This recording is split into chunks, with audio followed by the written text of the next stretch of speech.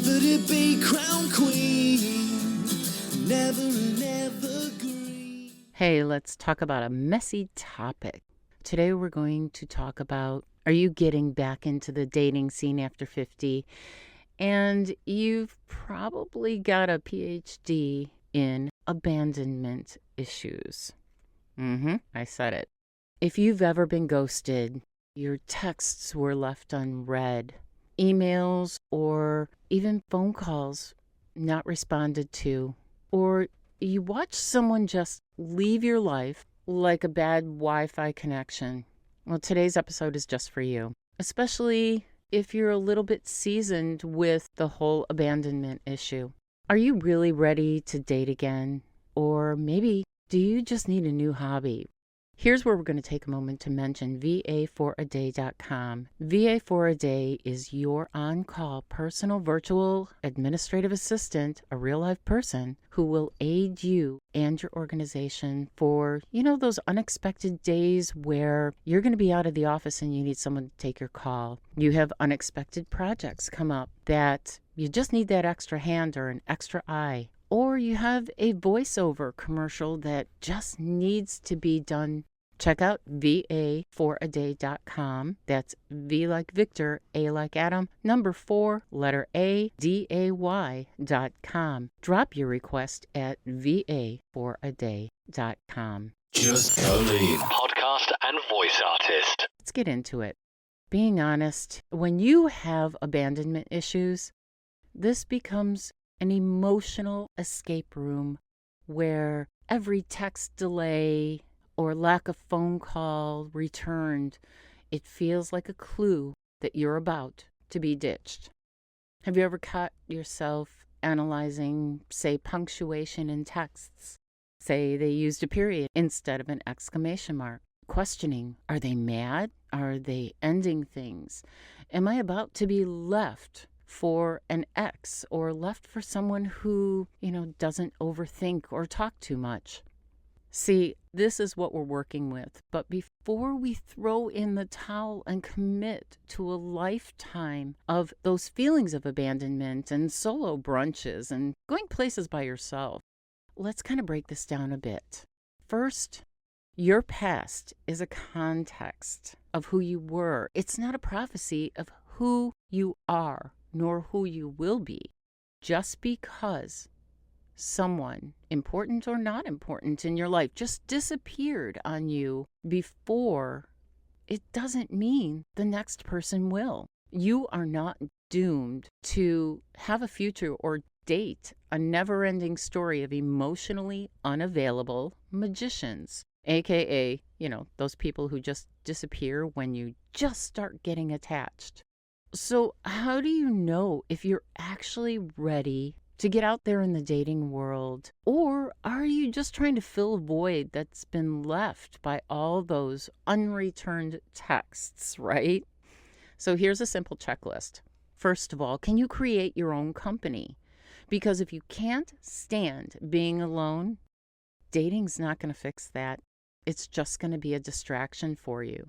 Next up, do you trust yourself to walk away from those red flags? Do you trust your intuition?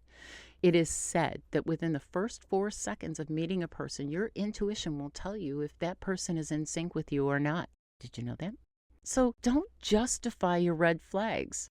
Don't repaint them into this glorious spring-like color to fill that void. Go ahead. It's okay to walk away. And next up, are you looking for love, or are you looking for an emotional support human? Let's be real. Are you seeking a connection, a real true connection, or are you seeking a therapist with maybe kissing privileges? If you passed the test, congrats. You really are ready to move forward. But if not, still congratulations, because at least you've answered your own questions and you're self-aware. And that is half the battle. All right, so let's say you do meet someone. They're really nice. They're in sync. They have all the attributes that you've been looking for.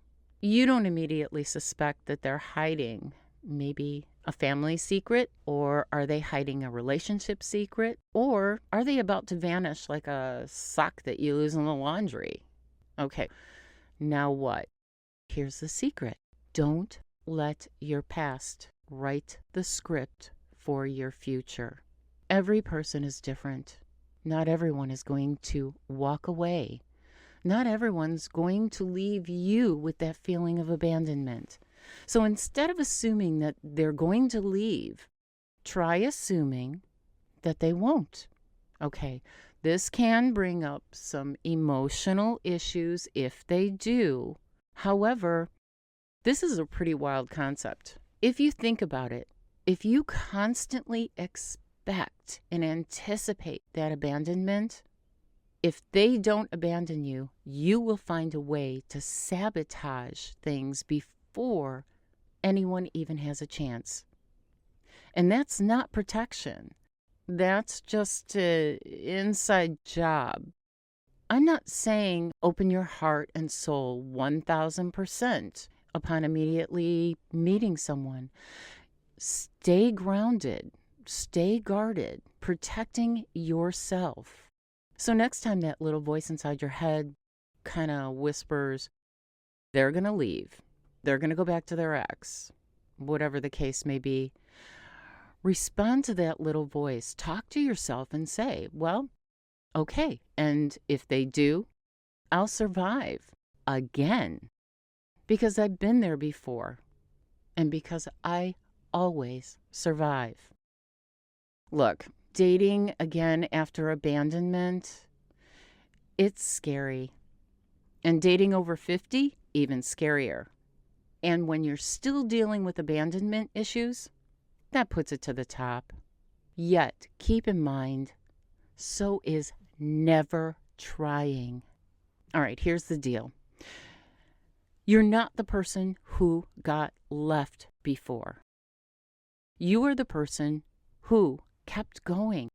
The fact that you're even considering getting into a relationship again or loving again, that in itself is a strength. It's not a weakness.